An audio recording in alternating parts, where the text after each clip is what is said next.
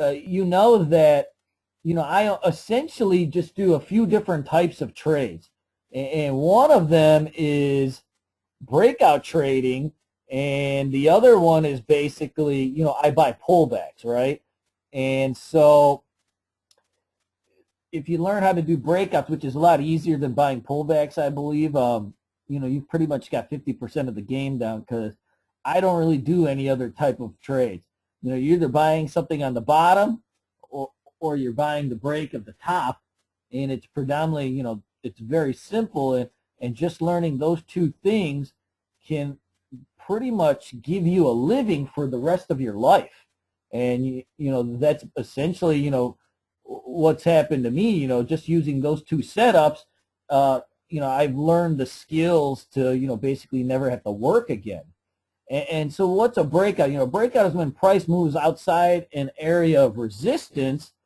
This often can be a starting point for major price move, increase in daily range volatility, and when it's done right, you totally limit your risk, because, the essence of breakout trading is that you're going for this big gain, but your risk is always very limited, because the breakout trading, there's always a level in a breakout where a trade becomes invalid, which you don't know with other types of trade, when your trade has failed. And I got these slides, but we'll be going over actual charts and things like that, and some live examples too. And, that way you guys can kind of see exactly, how I'm thinking about all this. But, the concepts of breakouts themselves, they're universal. They apply to any type of time frame, any type of trader. It doesn't really matter if you're looking on, a weekly chart or a daily chart or an intraday chart. The concept of it and the strategy of it are the exact same.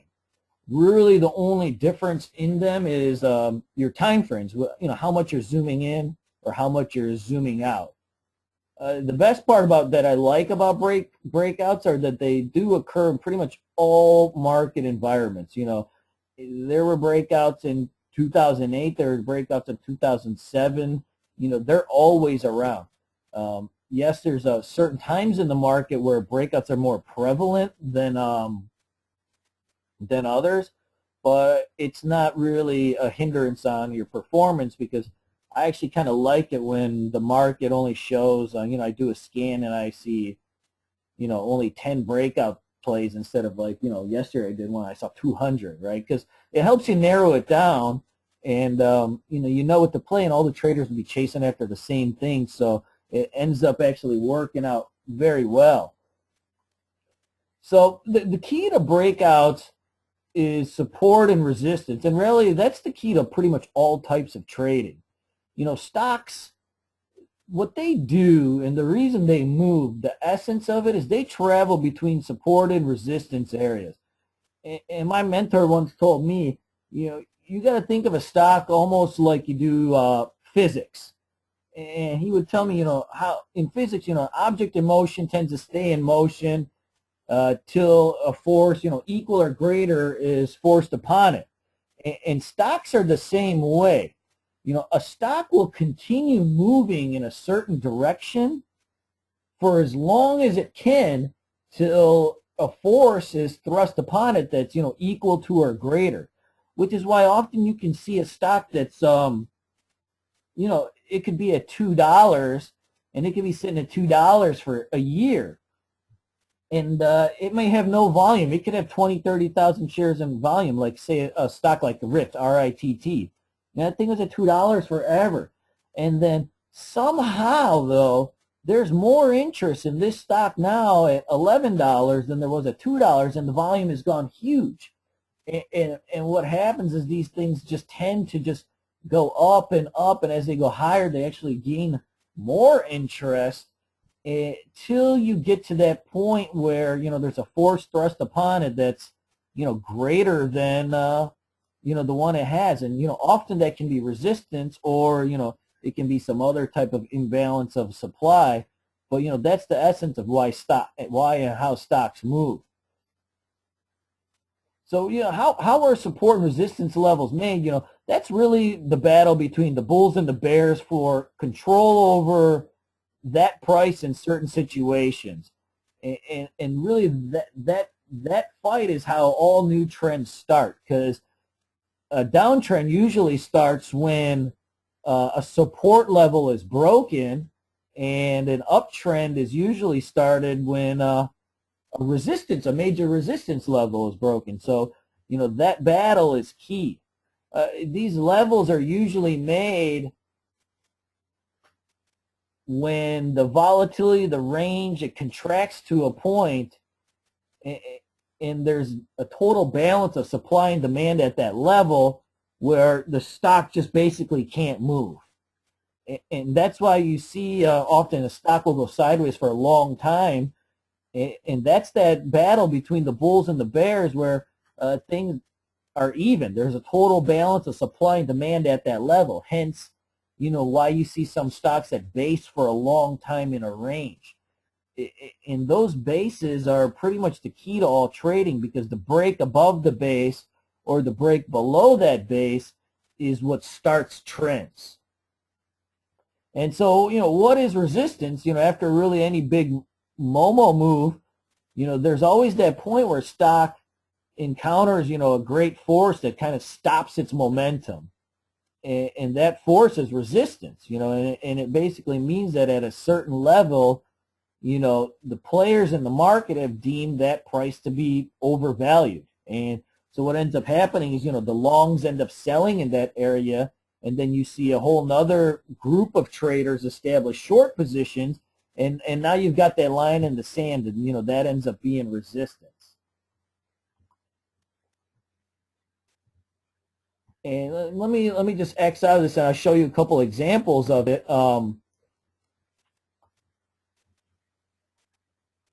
We can look at a stock like, we can look at the S&P index here.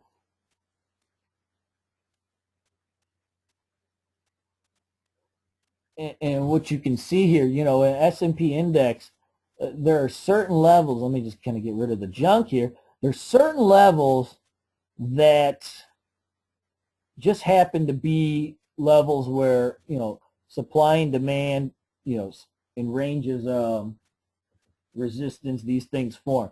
And so you can see here, when the market fell, right, and we had this flash crash and we fell, we could see something happening here at this kind of this SPX 104 area. And you could see that this was a level where the bulls and the bears, they would basically draw even, and there would be just enough demand in shares to prop up the price. And so what that ends up doing is it forms what you call a base or a support line. And the same thing happens with resistance. As this thing broke down and we popped back up, there was levels here where the market just could not break. And that was, I believe, SPX 1130. And what that usually meant was that, that was a level where the market had deemed, it to be overvalued, and there would be an excess supply of shares to always push down the price. And so these levels are always important. And so what ends up happening, why resistance is so important, is when you finally cross above that resistance, that's when a new direction can start and a new trend can start. And so this resistance here was the key to our current uptrend, as you can see now. And you guys just email me questions or, ask, as we're going along if something doesn't make any sense.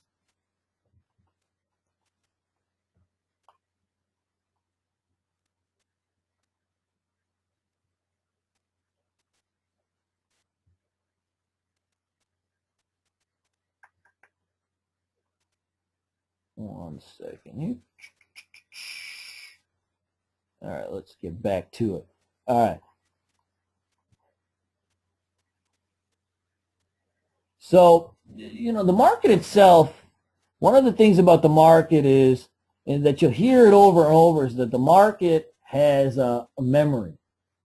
And one thing I've learned is, that's not just something that people say over and over, support and resistance levels, or those key breakout spots, they're not just formed because of supply and demand balances of a stock, but it's also a journal. What you see in a chart, it's a journal of the memory of all the people that are trading a stock at that time. Whether it's the fear, the greed, the gains, the pumps, the dumps, all of that is showed on the chart. And price tends to have a memory, and when you're trading a stock, it can often go, what you can see is it can often go back to those same spots. And so what you can see here is, how in the SPX, we kept touching upon this spot because price just has that memory. You can see here, we touched this thing 4 times. One of the reasons we made so much money in September is I just knew almost 99% certainty that this level, we were going to bounce from this level, and that we were going to hold this. And I knew, as if you zoom in here, we ended up tapping that level, even within this 1, 2, 3 times without breaking it. And we tested it over and over because price has that memory, and that level was saying that this level is going to be defended, and so I knew that it would hold. And that's when we went with everything we had, and we went really big into the market. And then this spot was really the level I was worried about. I thought the market would turn here because it had turned multiple times in the past. And what ended up happening is, as it broke through this, that told us that a new direction had started. We had a new trend change, or what people would call a breakout. And so this memory here of this price, that's really what leads to breakouts. And oftentimes, at these levels, a stock can surge and surge, and when that level is overcome, it leads to more and more buying, which is basically the essence of a breakout. And during that time, demand just swells to the certain point where there's not any sellers left, basically. The sellers have given up because their line in the sand has been broken. And so they've given up. There are no sellers. And so kind of how stocks work is, and how breakouts work is, as the price is going up in search of, a supply of shares or a price, when there's not any more sellers, you have to keep bidding up and up the price till your order gets filled. And that's the essence of a breakout. And when there's no sellers around, you basically, you're bidding at 1140, then you're saying 1141, 1142, 1143, but nobody will let you buy till you get to the point where somebody finally cuts you the deal. And so that's the essence of how an auction market works.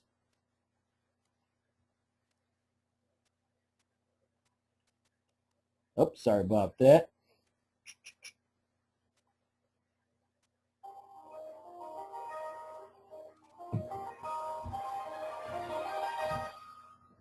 One second.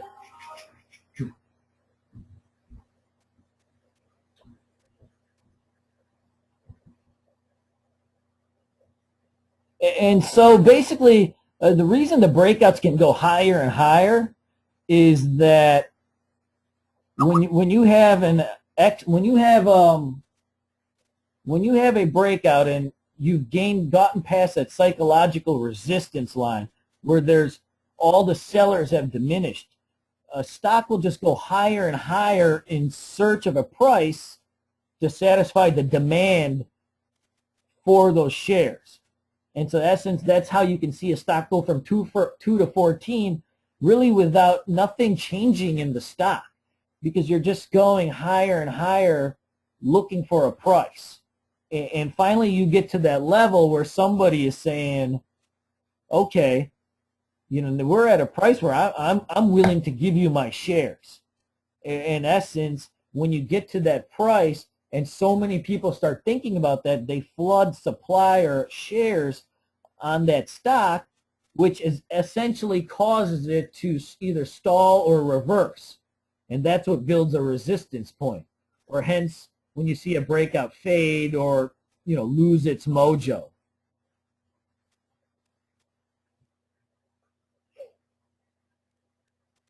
So now there's different types of breakouts, and really there is 20 types of breakouts. Well, all breakouts go into either these four sectors, I would say, or whatever you would want to call them. But essentially you can compile them into these groups, and there's variations within these groups, but these are the four major ones, and we'll go through them. And what I'd like to do today is concentrate on the flat top breakouts and the range consolidation breakouts, because those are the easiest ones to play. Earnings breakouts, they're very powerful, but they took me almost 10 years to really master, and because they require an acute understanding of fundamentals, news, how to read reports, and also how to read charts perfectly to the point where you can, pinpoint a game changer. And that just takes practice, and it's going to take a lot more than one webinar for us to get through. But flat top breakouts, range consolidation breakouts, those are pretty easy, and you can play those over and over and over till you're blue in the face.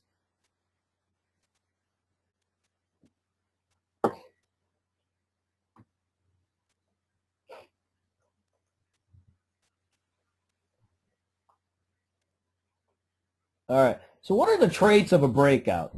Well, the traits of a breakout are strong move over a major resistance level. That resistance level can come in many forms. It can come in new highs. It could be a consolidation area, a flag pattern, moving averages, a host of different things. But the essence of a breakout is that strong price move over major resistance level. And that's going to be huge.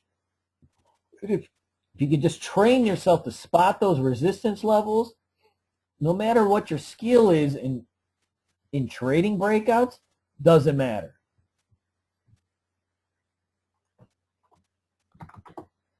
Now, the number two trait of a breakout is the volume. The best breakouts, volume is the gas in a car. Volume is what makes the market move. It adds liquidity, it adds oomph to everything. It's just so important.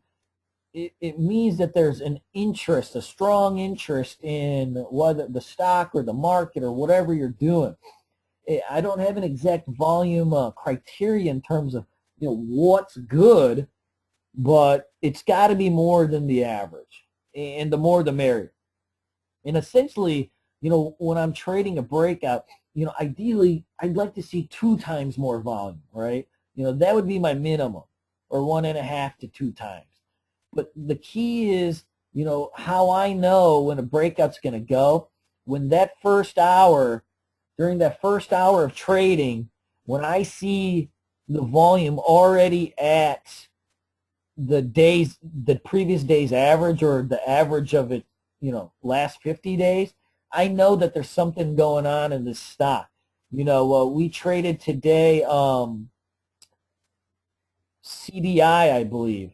That was one of the breakout stocks that we traded. And one of the reasons I knew that this stock was going to go, because if you go and you put it on Twitter and stuff like that, really nobody was talking about this stock. Everybody's talking about AAU, and AAU is a nice play. But one of the reasons that I really thought that CDI could be something special was that I had seen just so much volume come into this stock, and on average, on average it trades about 200,000 shares a day or something along that end. And so you can see here the EMA 50, You know, this stock essentially trades about 250,000 shares a day. And I had this on my radar for, you know, quite some time actually. And my thinking was, you know, I was going to buy a pullback or not, but, you know, 160 was kind of be a trigger. And to me, that would have been good enough. And this is a very wild stock, right? And so there's not an exact trigger in terms of price, and there often isn't.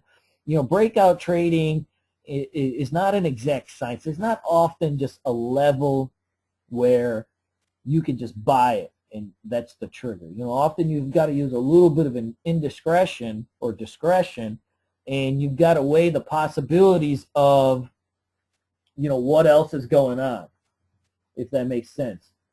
And so this stock, you know, when I had seen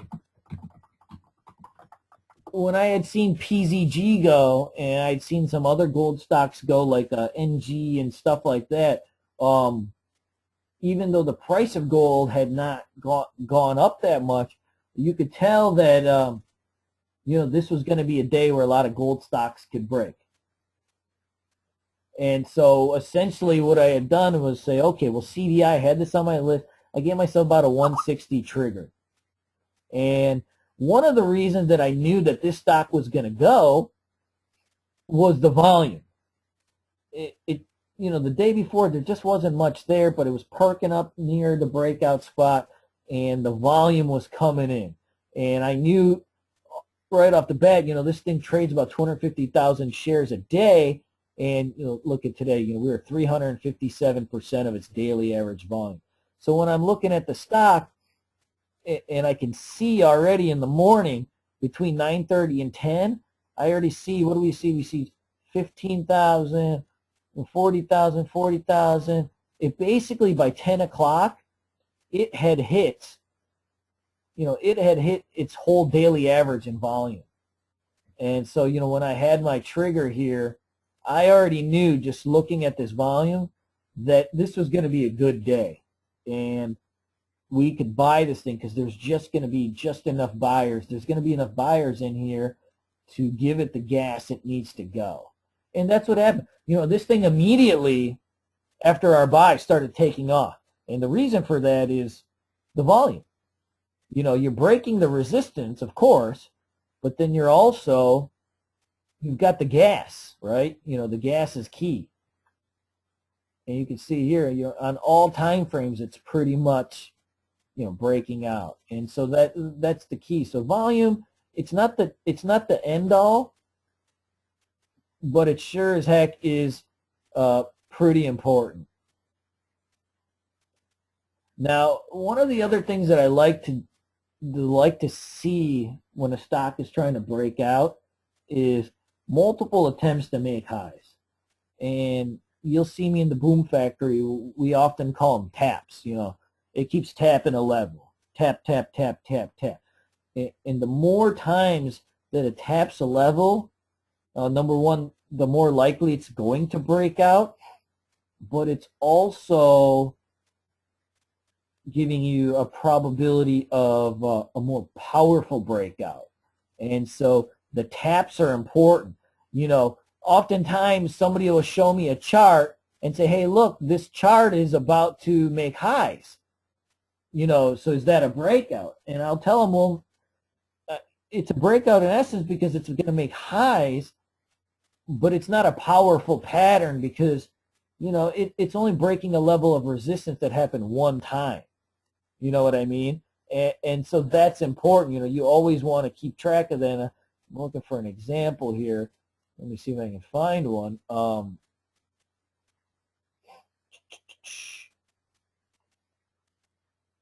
Let's see.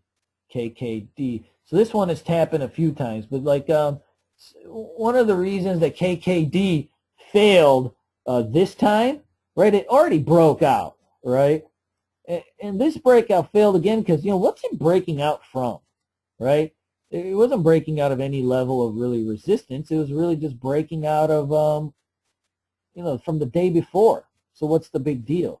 Now you can see with KKD, though, you know, it's been trying to break out for the fourth time it's tried. Actually, we played this and it failed one of the times. So it's tried a few times and still can't do it. So the more times it taps this, the more powerful the breakout will be, but also, the higher the probability it's going to be that it actually does break out. And so this is a stock you probably want to watch for, for a while, because sooner or later it's going to go, and it's going to go big. It keeps tapping that area, and so taps are big. Oh, sorry. 4% rule. Pretty much all trend changes, flat-based breakouts, news breakouts, earning breakouts, all go more than 4%. 4% that's the line in the sand I see for something that's a game changer. Because oftentimes when you see a trend reverse or a breakout reverse, it always all starts with a 4% move. And that 4% move can be the start of something big. And because you'll see when a stock is breaking out and it just keeps going higher and higher and higher and higher for days, weeks, months. I mean, it could be a huge breakout that goes for, like a Netflix that goes on for a year. It all starts with a 4% move, I've noticed. Not always, but there's a 90% shot. So when you're running your scans or you're looking for stocks, always keep in mind a couple things. That 4% rule. When you see a 4% move and it's breaking above some level of resistance or some level of base or some flag or whatever it may be that you're looking at, that 4% rule, that's the line in the sand to tell you that this might mean something. And so always keep that in mind. One of the scans that I do every single night in the market is what's called a 4% breakout move. Or just what I'm scanning for 4% moves in general. And then, I monitor them and I see exactly the nature of that move. And so we'll look at a few of them and see if we can find anything good. But that 4% is key.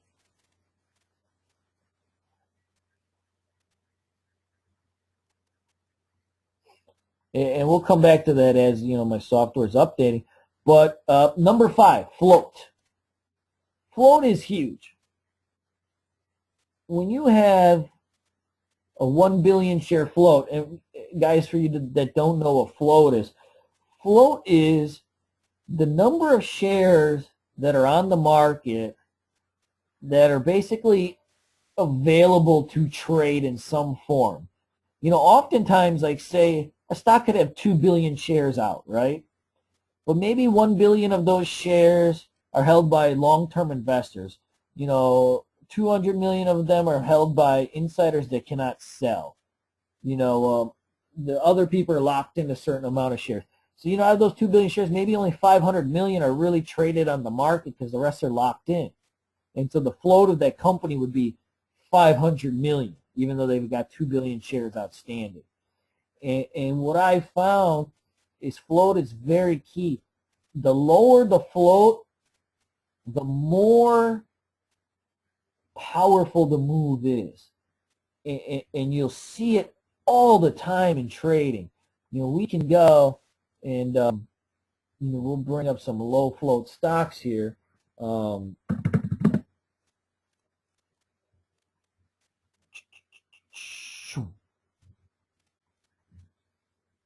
You can see like a stock like RITT. Okay, RITT's got 3 million shares outstanding, right?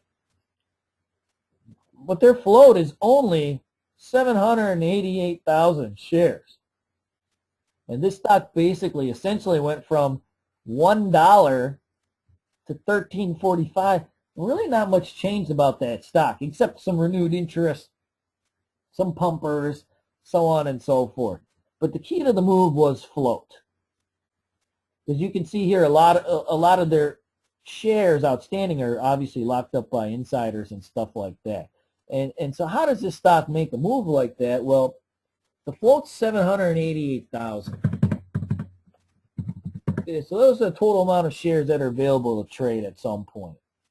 And you can see here, there were days, see this?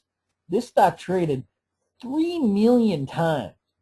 This day, 2 million times. So what does that mean? I mean, a stock's only got 700,000 shares available, but it's got a volume of millions of shares. So what that means is there's such a demand for these shares, and this is why this breakout was so powerful over this, this level right here. The breakout's so powerful because, if you're a buyer and you've got $10,000, you want shares of this, right? There's not that much float, so there's not that many shares available. So what you got to do is you got to offer to buy somebody shares for, say, $3.25. But nobody wants to sell them at $3.25 because they see that there's an interest in here due to the fact that there's a breakout. And so what you have to do is you got to say, oh, okay, well, I want these shares. I'll offer you $3.40, and nobody's giving them to you. And so then you get some filled at $3.50. So now there's a sale going on, a print at $3.50. Now your buddy next to you wants some shares too, and you've already gobbled up all the shares now from $3.20 to $3.50. So what he's got to do is he's got to say, well, I'm going to give $3.51 to somebody, and nobody will give you the share. So then you got to offer $3.52, $3.53, $3.54. And so what ends up happening with these stocks is it keeps going higher and higher till you get a price where, the demand is satisfied. The demand for shares is satisfied because there comes a certain point or certain price point where, all the sellers will just be happy with the price and they'll deem the price overvalued.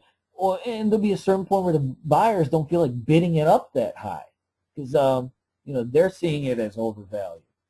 And the big thing of that is that can cause these huge, huge runs is the float, though, because there's just not any shares even available. There's only 788,000 shares available, but, there were millions of shares that wanted to be bought. And so float is a big thing. Now, going back to what I was talking about, the 4% rule, every day I run a stock and it's called 4%. And I get probably half of my stocks just from, this one scan. And so every day it's 4%, and then what I look for is like some type of expanded volume, okay? And that's going to give us,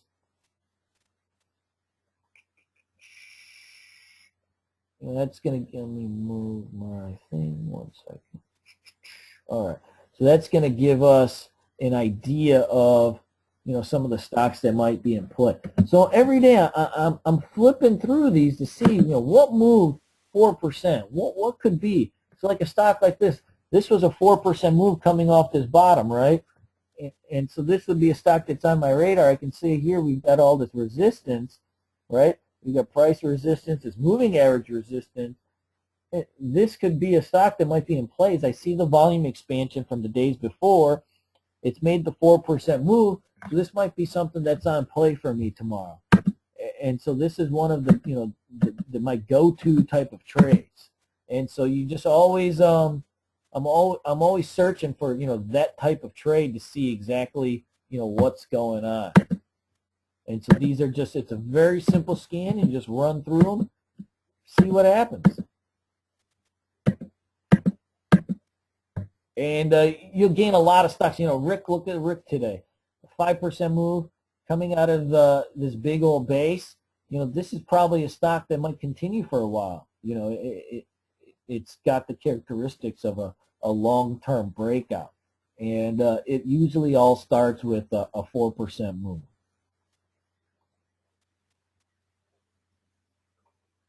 Okay, so flat top breakouts. This is the easiest type of breakout to trade, pretty much. And a flat top breakout is basically a breakout of something that's it's got a flat top basically, right? So it's a stock that's tried to break out multiple times and failed.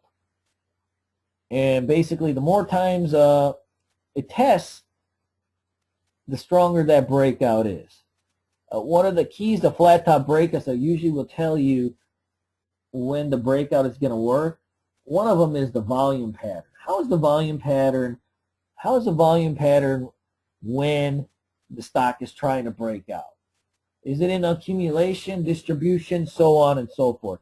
Because we'll go down here, we'll take a look at AAU. We traded this today, right? And all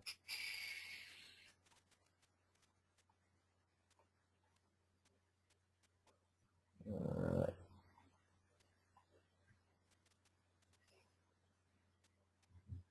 So one of the things I was looking for to see, whether this breakout in AAU would even go, was the volume pattern.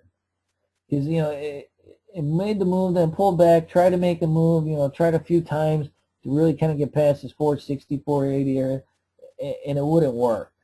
And in my mind, I'm weighing the thoughts of, whether this is a breakup that's going to happen or not.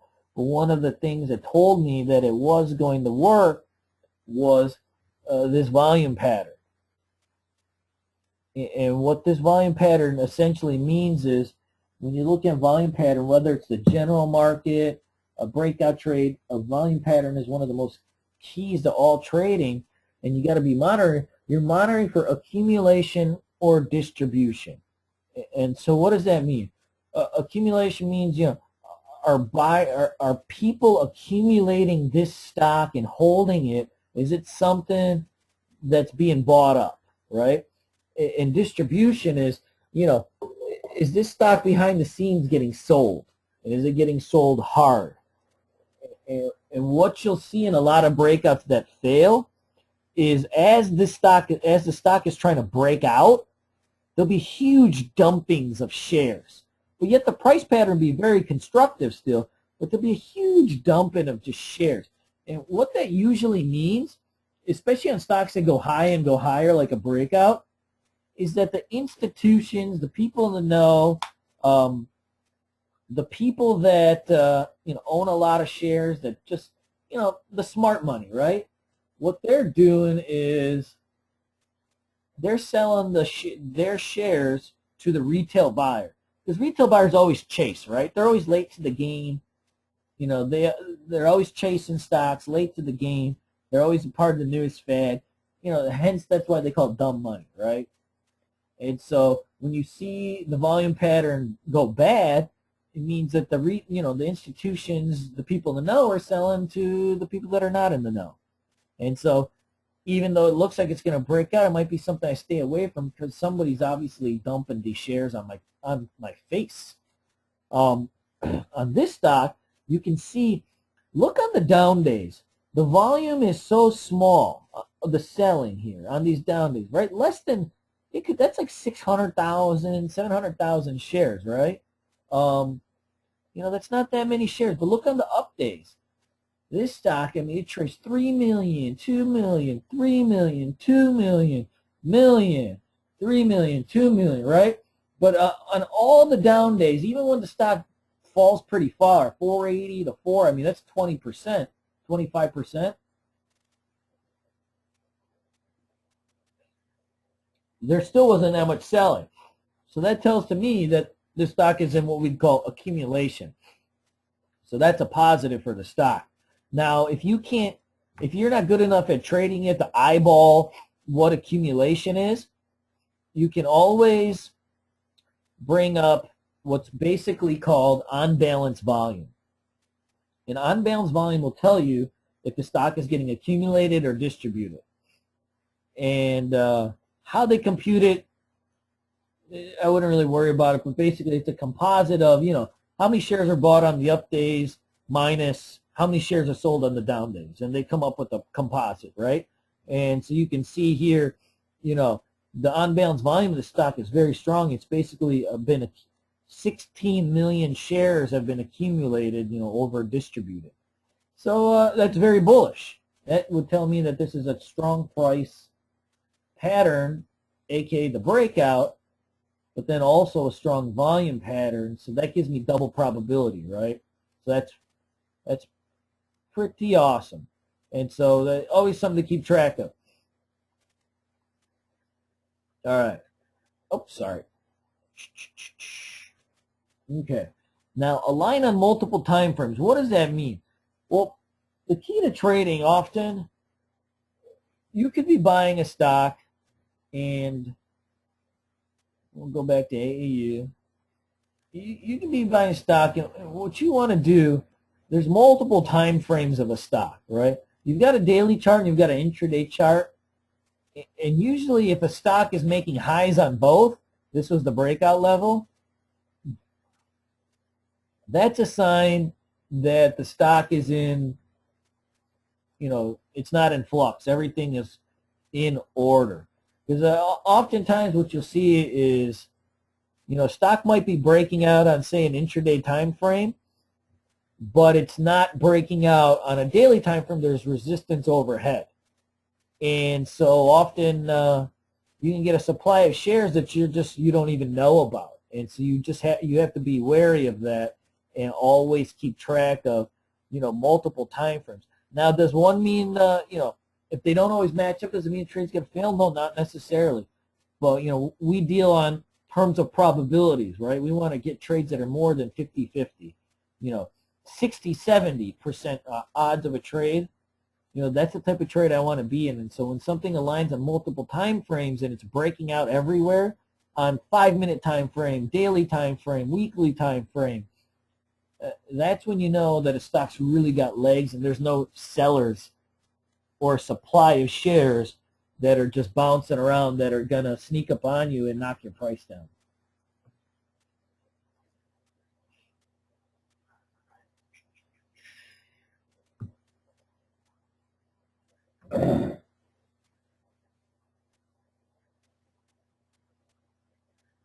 One second, I'm just drinking some water. I always lose my voice during these webinars.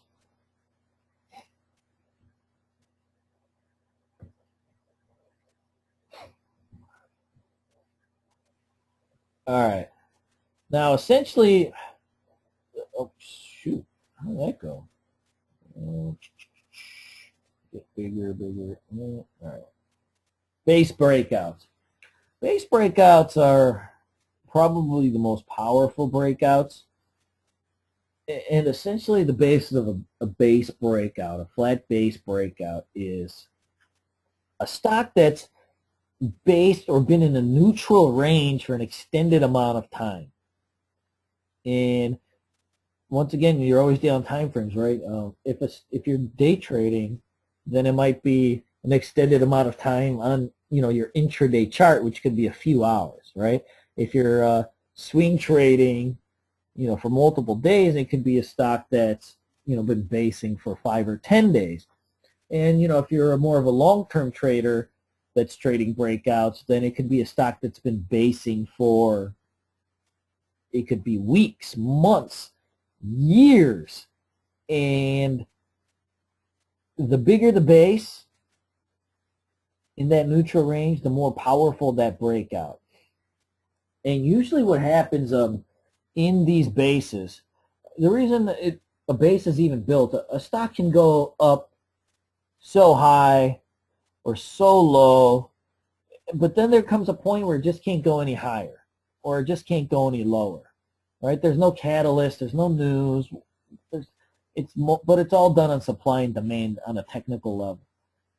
And so what ends up happening is the volume diminishes because the buyers and the sellers they struggled for control of that stock. It was going so high and now it can't go that much higher. Or it was going so low and it can't go any lower. And the buyers and the sellers, the bulls, the bears, they struggle for control of that stock, and now they've tired out. There are no more buyers and there are no more sellers. It's just a stock that's in flux or that's in limbo. And essentially what that means in the essence of technical trading is that there's finally a balance between the supply and demand of a stock. And that balance, it could go for weeks or months or years. And what's happening during that time is there's that balance and nobody wins, the bulls or the bears, the buyers or the sellers. That stock is refreshing itself. And while it's refreshing itself, the volatility diminishes. You know, it contracts as neither the bulls nor the bears have any push. And you'll see it all the time. You'll see these wild stocks that move 10, 15% in a day, and then, you know, after all that wildness is over and its run is over and it's tanked or it's ran or whatever it needs to do, it starts basing and the volatility just diminishes and the range gets tighter and tighter and tighter. And I see it because, you know, I've been trading now. I'm 28 years old. I've been trading since I was 18. You know, I've seen, you know, the dot-com boom and bust, and then, you know, I saw flash crash and the financial crisis, and, you know, the big run between 2004 and 2007, and you see all these, and I trade essentially some of the same stocks I've been trading for years, and, you know, like a stock like a GKK or something like that. Yeah, I traded that thing when it was 20 bucks. I traded that thing when it was 10 cents, and I traded the thing when it was 2 bucks. And a lot of the stocks that I've traded like that, we trade certain stocks, you know, sometimes that are penny stocks, and they're at, you know, in this past couple years, I traded SRZ when it was in its 30s, and, you know, I was lucky to buy 50 shares or 100 shares or 200 shares of SRZ, and I also was trading SRZ when it was 30 cents, and I had 30,000 shares, but you know, it acts the same way, and you'll see the ebbs and flows, and then they tend to base for a long, long time, and that wild stock, the volatility just diminishes. And usually what happens as it diminishes, you're creating that base, and sooner or later you start getting clues that that base is going to break. One of the things that can happen is you'll see some volume accumulation, where you'll see like maybe the stock on its up days goes up 1 or 2%, on its down days it just barely budges. And then what ends up happening is, you know, you'll see on its up days there's an uptick in volume, and then on its down days, the downtick in volume is very minimal. There's just no selling going on. You know, it's like that AAU. There was no selling. Nobody wanted to get rid of the thing. They loved it, right? And that's huge. And so, you know, that kind of gives you a clue that, hey, you know, this is a stock I need to be watching. And what you end up doing, and you can do it a couple ways, because you'll always find stocks that are basing like that. I like to set alerts. You know, like if a stock XYZ hits, you know, I'll go on my program or something. I'll say, okay, you know, if a stock hits, you know, if HAFC hits 130, you know, send me an email or an audio or whatever, right? And so I'll always know when that stock is ready to go, because I'll get an alert. Or, you know, a lot of people, what they use is buy stops, and they'll take like 5 cents above wherever that base is. They just put a buy stop, and so the minute it happens, they're in the stock. Because when that breakout occurs, a stock can often double within weeks or months. And there's a chance, a very strong chance, there will not be even one single pullback to a lower level for a huge amount of time. And I'll give you a few examples of stocks we've traded in the boom factor that have done that. And it's just crazy, because you watch them and you watch them. Till this day, after 10 years, I'm always so surprised at the level of the breakout, because they can go for so long. And one of the stocks, let's see here if it's I got it on my list.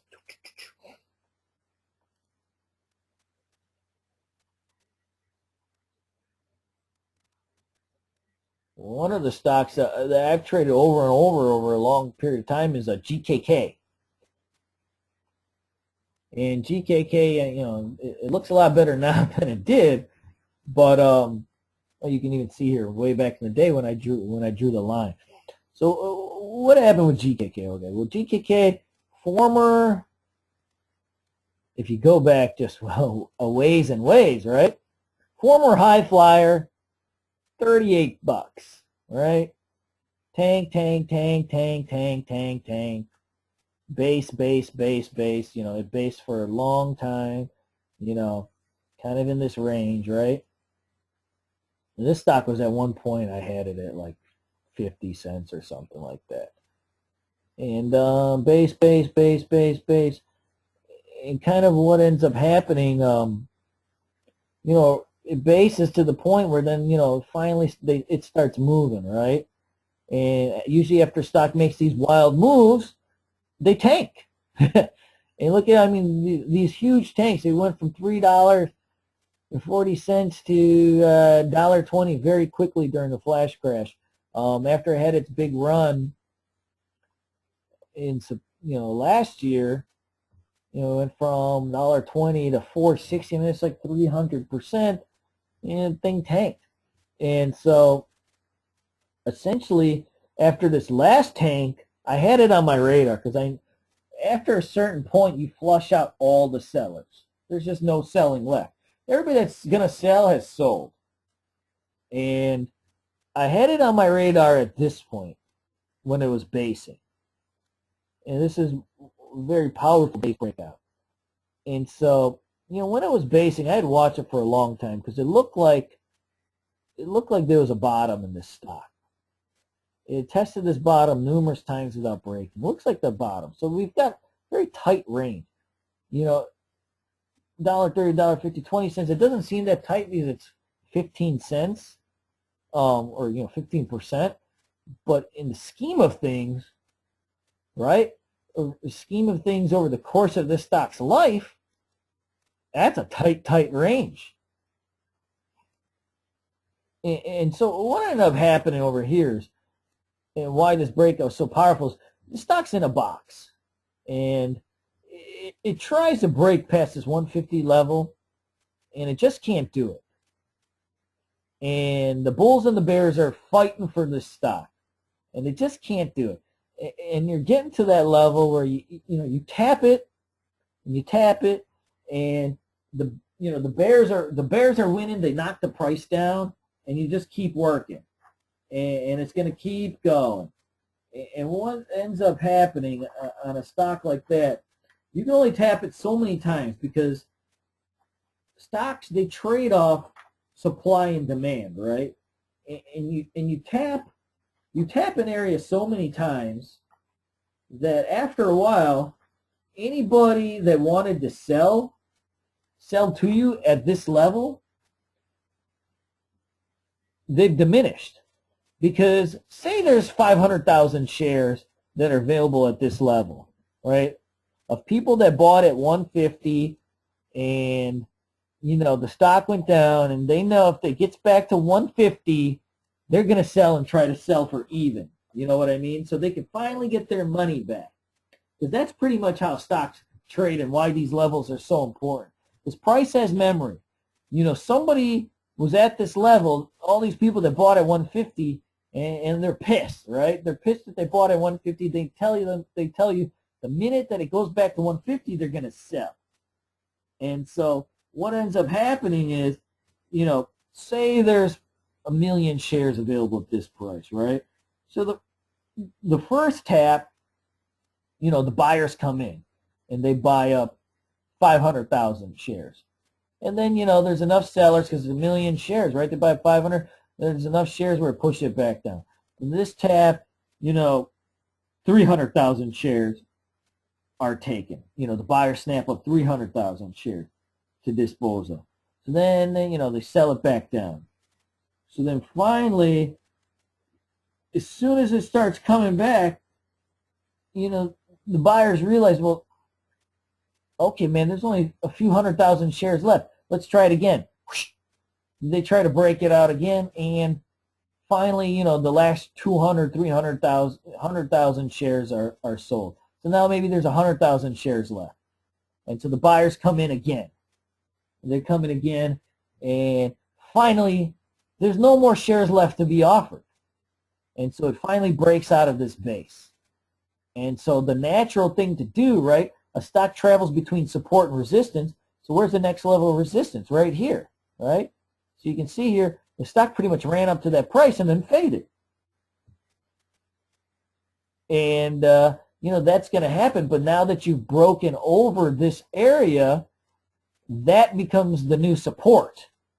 Because, right, they were offering supply of all these shares, but now you have all these people that bought at 150 also, and the people that were selling 150 are gone.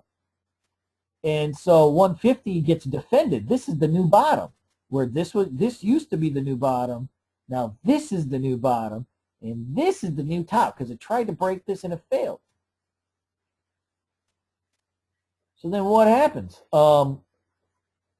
It goes back in a little bit farther. So the next day, because this is a very powerful move, right, coming out of this base, it's not a one-trick pony. That 4% move starts a run, and you're coming out of that big base. And look at this. That day, man, you got volume supporting it. And you look at the day before, right? When you're in the base, what did I say? The volume, the volatility, the volume diminishes, and the volatility diminishes. And so that's what happened here. The volume, right, this thing is trading on average, you know, this blue line would be the average shares it trades over the 50-day period. So you can see the volume is so much less than its average. Then what do you notice over here? You know, volume starts perking up. And then look, on its down days, the volume diminishes. So that tells you we got accumulation in our sights. We've got accumulation here. Somebody's buying this and holding this. The sellers are gone. And then we get this nice volume push. Whoosh. Then we get another volume day, right? And look, the volume just, it's crazy how much higher it is. And so now you come on this big flat base. There's no sellers. And whoosh, whoosh, whoosh. I mean, you go essentially from a stock that breaks out of 150 and it runs to 3. And it runs to 3 in 1 day, 2 days, 3 days, 4 days, 5 days, 6 days. This was the first breakout day. 6 days it doubles. So that's pretty cool. And so that's how a flat base breakout works. Yep, very simple. And they're all over the place. You can almost look at any stock, and at some point, it made a big move off its base. What was a stock that was running today? Like, you know, JTX. JTX was doing, you know, something very similar. Let me see if I can find a chart to JTX. LMNOPHIJ. We'll add it in. JTX.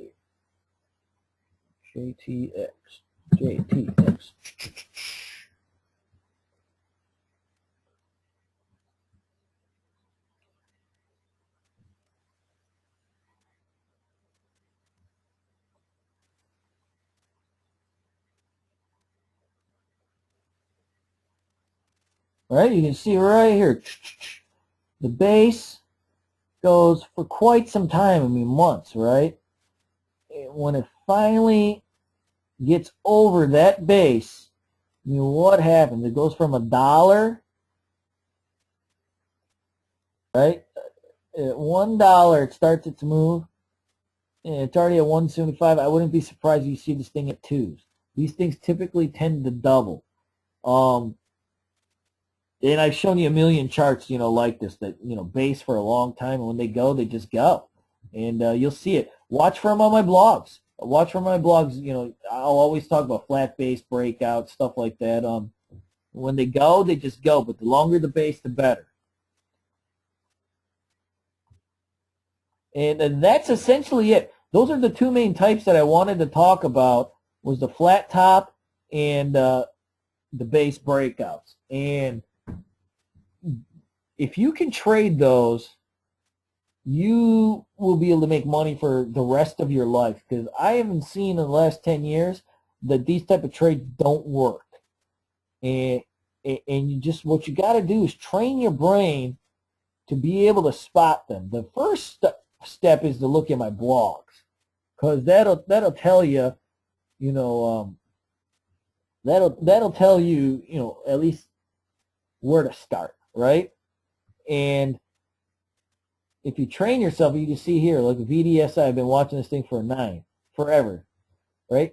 9 is a nice breakout, right? Because it's tried again. But then look at this. You always, when I talk about matching yourself on multiple time frames, look at this thing. How important is 9? You know, because we're always so zoomed in. You know, we always just think this is what a chart is.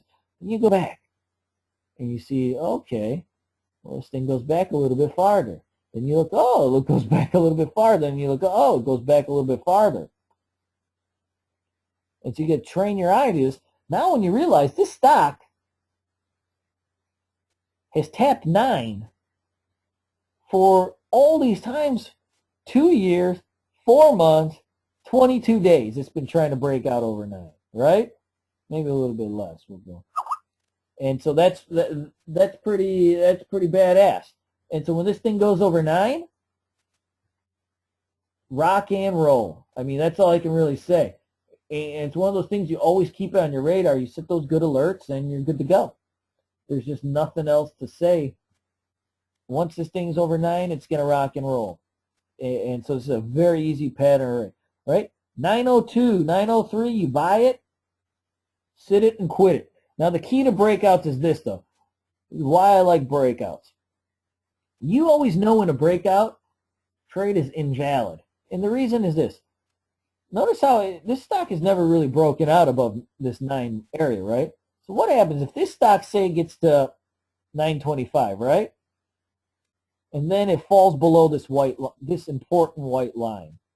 Well, what does that tell you? Well, that tells you this breakout failed, because it was so hard just to get it over this line. If this stock broke, above, this should now, instead of being resistance, should be the new support, right? Because there was sellers and all these sellers, and now you've got all those buyers, and the buyers took control. So those buyers should defend that price. And if they can't defend it, and it falls 890, 880, whatever, that breakout failed. And so that's how you can really make money in the stock market. Is your risk on a trade like this is, say, 10 cents, right? You know, because you're going to put a stop at 890 or something. Maybe 880 if you're feeling frisky, right? But then what's your potential gain on a stock that for 2 years has been trying to run? First level, 1050. Well, come on, look at all this airspace, right? Second level, $12. So for 10 cents, you potentially could be getting in a trade that's going to make you $3. I mean, that's $3 out of 9. That's 33%. You know, all for the risk of 10 cents. And that's why breakout trading is so powerful. They only work a certain amount of times, 50, 60%. But the risk to reward is fantastic, and that's why I trade them. And what you'll see is, you'll see me just trade them over and over and over, and you know, without mercy. I mean, that's my these are my trades. And you'll see here, you know, another great base breakout that we traded that's so powerful is I know a lot of us were in it, was a PZG.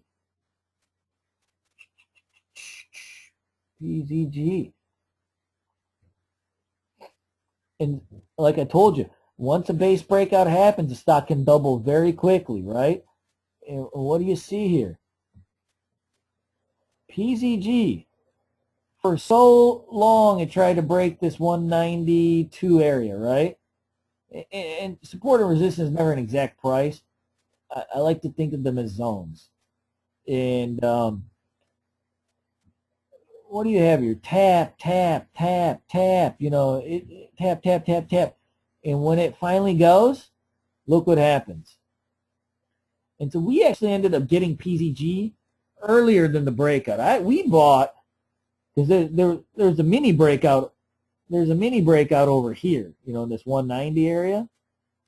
And so that's where, you know, we were going for a short trade, right?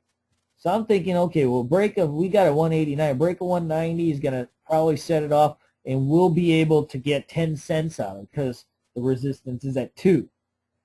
And then what ended up happening was there was so much volume. I mean, the stock was trading at 200, 300,000 shares a day. And then look at the day we bought at 189, it was trading 10 million shares.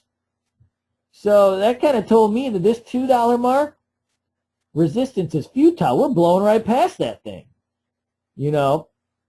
And that's what ended up happening. I ended up selling this, what, a 280?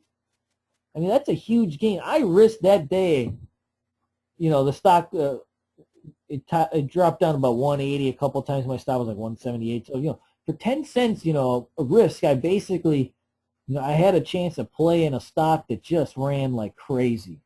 And it's the same setups over and over. This is a flat base, you know, breakout. But it's also, well, it's actually kind of a flat top breakout too in a way. Because it did base for a long time, but it's also breaking a top. So I guess it goes both ways. But that's it. That's the essence to breakout trading. Breakout resistance, volume, and we're good to go. And that's it. And we'll get in. We'll do more webinars with the other type of breakouts, but essentially these are the two that we play every day, and it's something that you want to really practice. So what I recommend doing, how do you find these? How do you practice them? Well, a couple things you can do. You know, number one, you can get yourself some software and you know, flip through a million charts, and you know, but you have to pay for it, and that's kind of bunk, right? Another thing you can do is, you know, you can use you can use a service like a FinViz, right? And FinViz is pretty cool. FinViz, you can search for a lot of things, and you can put in there different types of formations. And so some of the ones like a trend line resistance, right? You know, we're talking about breaks of resistance or breakups. So, you know, every day you can hit this trend line of resistance. And, you know, what you end up doing is you start scanning for these things, right? You know, you get in here and you look and you start running and seeing, okay, well, what's breaking out? You know, what's breaking out of a base or what's breaking out of a top? And you study these. And every day you go through all these stocks and see what's breaking out or what is a potential breakout, and you make a note of it. The best way to do is, you know, just get a piece of paper and make a note of it. And just start flipping through them.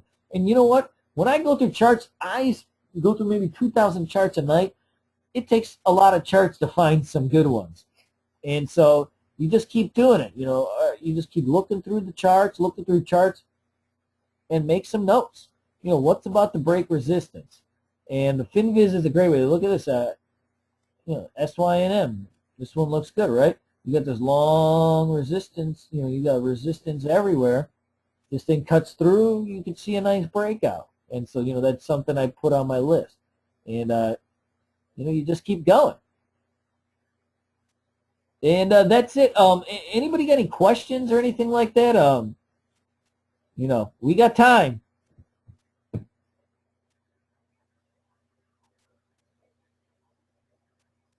And Chai says, NG guy is asking about our boom room. I don't really know what that means, but hey, how do you spot good volume? Can you go over how to okay, failed breakouts. Good. You know what?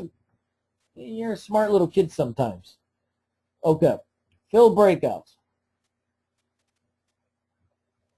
Two ways of looking at it, depending on what type of trader you are and your time frames, right? If you're a swing trader and you're going to hold for more than multiple days, easy way is, if say this is $2 is the break, right? You buy a 202.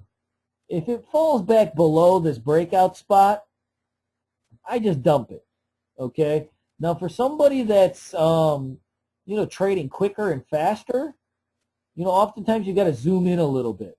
And so what I like to do is I look at 5-minute time frames, and then I look for spots where the price is breaking down. And so you can, you know, So whenever this thing broke out, right, I'm looking to see if we bought it, say $2 here. You know, if I'm looking at the 5-minute time frame, I start seeing the stock get weak and start breaking through. You know, the trade becomes invalid. Now, you know, you got to give it a little bit of leeway. So sometimes, you know, almost all stocks that break out at some point retest the breakout spot. Usually not with the big base breakouts, because like I said, they'll double in a week or two and you'll never get a shot at them. But almost every other type of breakout will retest. And so you don't want it to break back through below the breakout spot. And so, you know, that ends up being the key.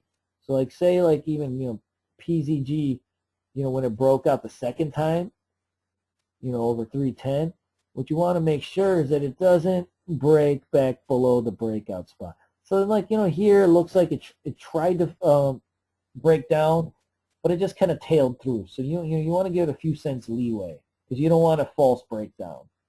And, you know, so if you're trading quick, I look at 5-minute time frames. If you're trading on a swing style, you know, hold it for multiple, like an Anthony Zinfini. You know, he's got very good patience. He really goes for the big gains. So if I'm him, you know, I give it a little bit more leeway. If it breaks out, you know, I put a stop and I wait to see if this thing ever fails. You know, I give it some leash. And, you know, because even you can't see it because this is like a 2-year chart, but this might be 10, 15 cents here, or 10 cents, where, you know, for us scalpers, you know, you're on a lot tighter leash. But the key is, you know, the breakout spot's got to hold. Dun, dun, dun, dun, dun, dun, dun, dun. Anybody else? Oh, I think Chai's got another one here.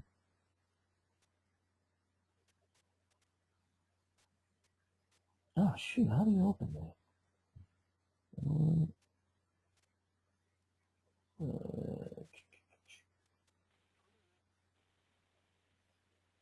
Hey, Jordan, you got a question?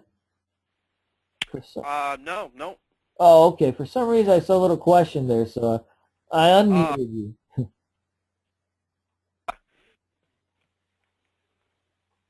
All right. Anybody else got any questions? Anybody got anything they need to be answered, Michael?